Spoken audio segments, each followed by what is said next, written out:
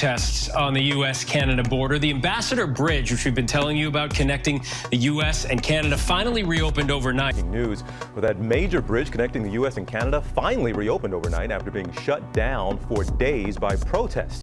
The opening of the Gordie Howe International Bridge could be delayed until 2026, despite construction being on track to be completed next month. As night falls, a tense energy hangs over the massive construction site at the edge of the US-Canada border.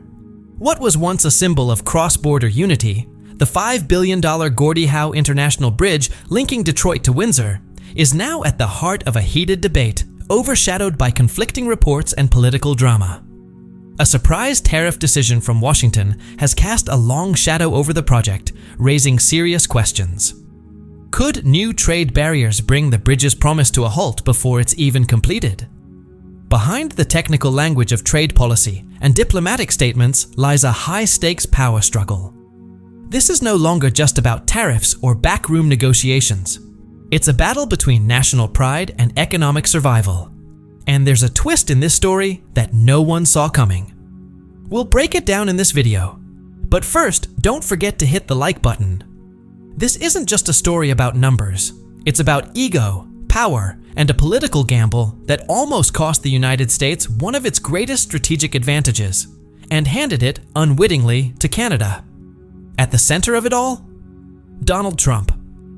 While he loudly promoted his America First agenda across social media, working to energize his base, a very different story was unfolding just across the border.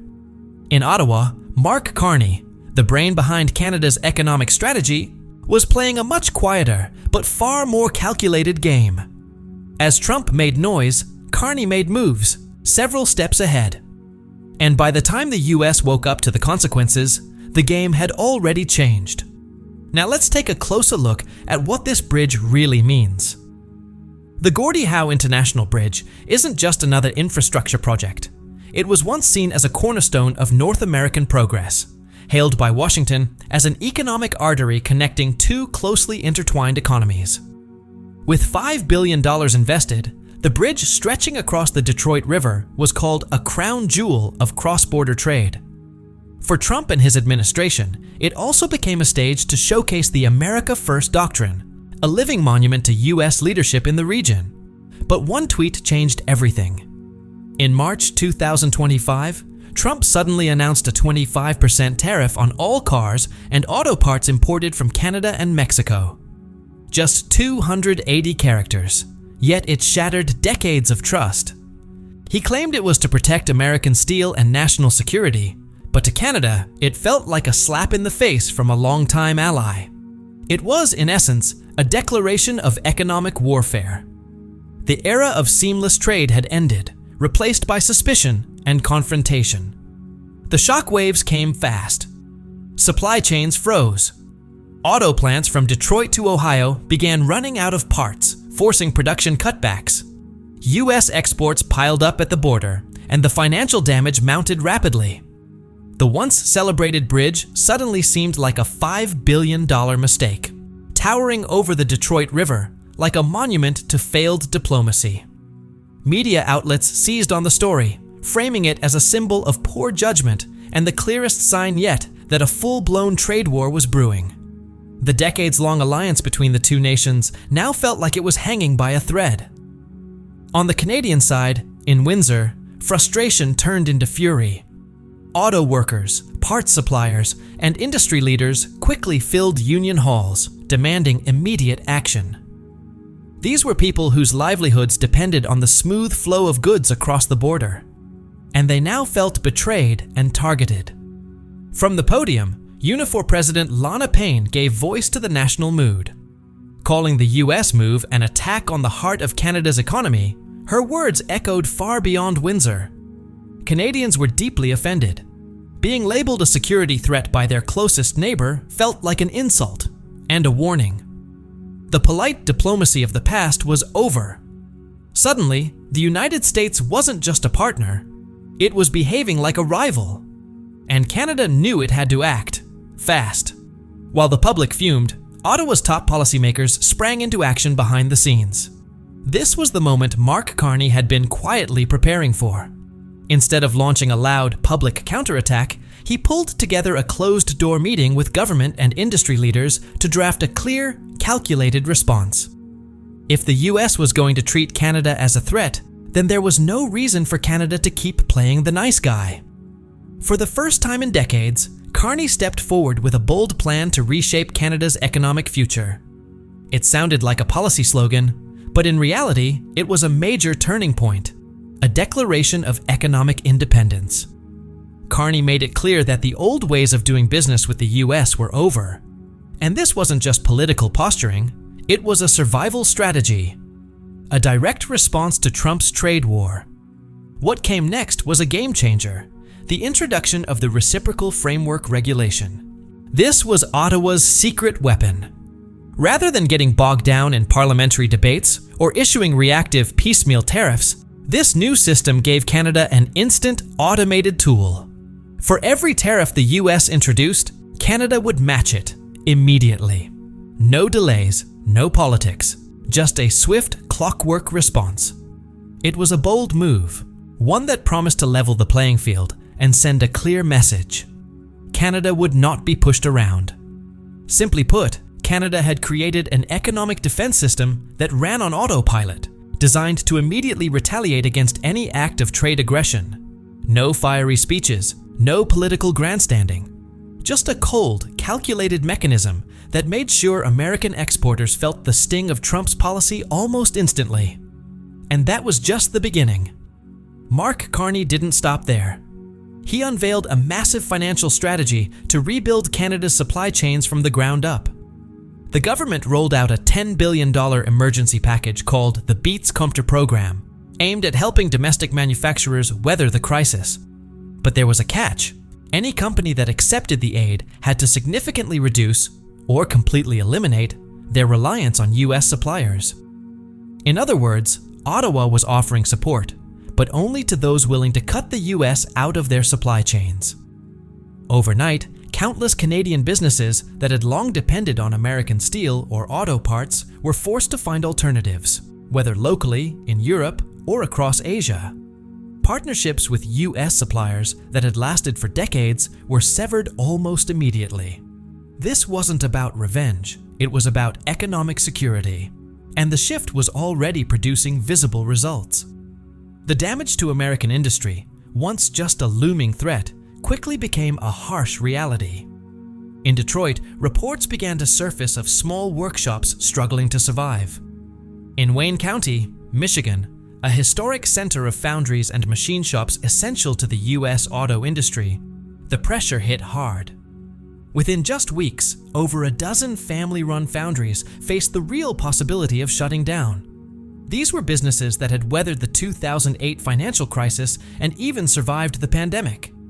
But this time, it wasn't global competition or cheap imports that were destroying them. It was a political decision made in Washington. Put bluntly, these companies became the first casualties of a trade war that many now believed the US couldn't win. Meanwhile, on Canada's west coast, another front quietly opened. At the port of Vancouver, American goods suddenly encountered layers of red tape. Canadian customs authorities introduced a series of new rules of origin so complex that paying the tariffs became the easier option. From that point forward, US exporters were required to submit detailed declarations for every single component in each shipment. If they couldn't prove exactly where every piece of metal had been smelted or cast, the entire container risked being held at the docks. These smelt and cast rules functioned like legal traps, forcing American companies to reveal their entire supply chains, essentially handing Ottawa a blueprint of their industries. While Washington remained tangled in tariff battles, Canada was busy laying the foundation for a new future. Ottawa announced a landmark project, the Green Hydro Corridor, a massive transcontinental pipeline network that would eventually become the largest infrastructure initiative in Canadian history. And every inch of it, from the steel beams to the pipeline segments, was built in Canada. Steel plants in Ontario, which had once stood half idle, roared back to life, running around the clock for the first time in more than a decade. The surge in production created thousands of new jobs, breathing new life into working-class communities. This wasn't just a stimulus package. It was a national reconstruction plan. Canada had managed to turn the chaos triggered by Trump's policy into fuel for its own economic renewal. By mid-2025, even the fishing industry had become a new battleground. Experts began calling it the Lobster War, and in this contest, Canada held a clear advantage. Both countries harvest the same species of lobster off the Atlantic coast, but Canada was selling far more, not because of better taste or quality, but because of smarter trade strategy. While Washington pulled out of key trade agreements, Ottawa signed new ones, from the Canada-Europe Trade Agreement, CETA, to the Comprehensive and Progressive Agreement for Trans-Pacific Partnership, CPTPP. These deals gave Canadian products access to markets that the US had effectively walked away from. The results were immediate. European importers who had long sourced lobsters from Maine quickly switched to Nova Scotia. Asian buyers followed soon after. US lobster exports dropped by nearly 40%, while Canadian fishers gained massive new markets. In Maine, long-established fishing families were devastated. One fourth-generation lobsterman admitted that, for the first time in 80 years, his family could no longer make a living from their own waters. The numbers painted a stark picture. By 2021, Canada had sold over $3.2 billion worth of lobsters. The US? Less than $500 million. Same species, same ocean. Wildly different outcomes. The message was clear. In global trade, the product is only half the battle. Relationships and agreements matter just as much. When one country walks away from the negotiating table, another will step in without hesitation. This new reality would soon become glaringly obvious on the world stage. At the G7 summit in Canmore, Alberta, tensions between Canada and the United States reached a breaking point. According to insiders, it was the most heated clash between the two countries' leaders in recent history.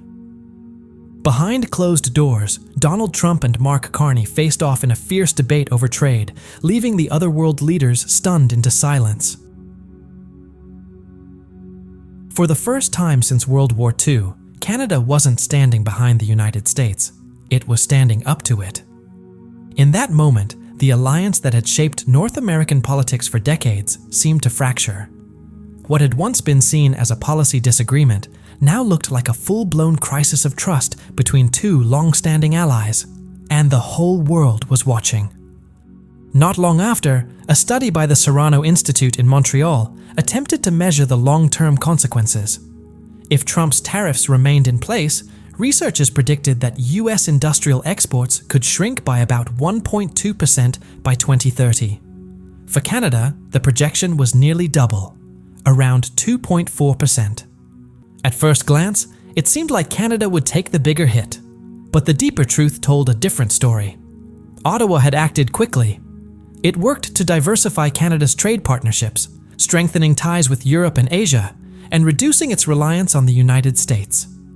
Washington, meanwhile, had backed itself into a corner.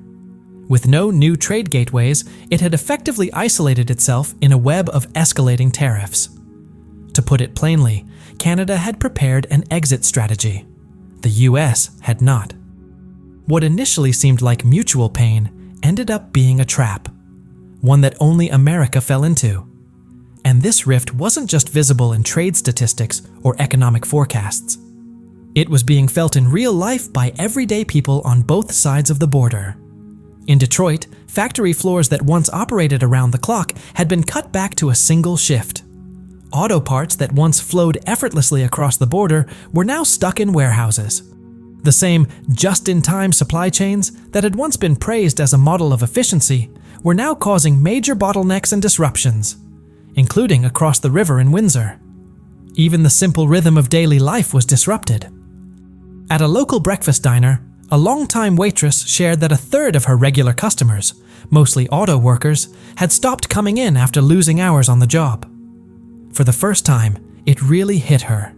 Even something as ordinary as selling a hamburger could depend on the state of US-Canada relations. The trade war wasn't just a political battle. It had spilled into people's everyday lives in ways few expected. On the financial front, the divide between the two countries was just as stark. But this time, Canada held the upper hand. The Canadian dollar held strong, reflecting global investor confidence in Ottawa's steady economic leadership.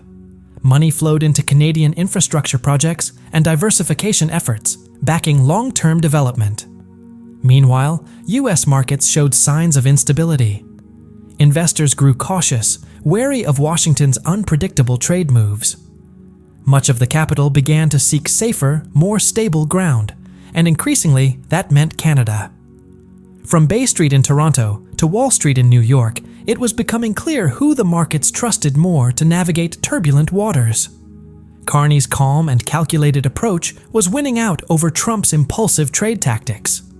Then came a moment that many had been waiting for. On September 17, 2025, the Gordie Howe International Bridge was finally inaugurated. Applause thundered as officials from both Canada and the US gathered to celebrate the $5 billion structure connecting Detroit and Windsor. Prime Minister Mark Carney cut the ribbon himself. In his speech, Carney struck an optimistic note, calling the bridge a symbol of unity and resilience, a connection that, in his words, no one could break. Cameras flashed, crowds cheered, and the first trucks rumbled across the gleaming new span in a convoy that marked a hopeful milestone amid months of tension. But behind the fanfare and flashing lights, a less encouraging truth soon emerged. Initial projections had estimated about 10,200 vehicles would cross the bridge daily. Yet just a few weeks in, actual traffic was closer to 6,700, nearly one-third below expectations.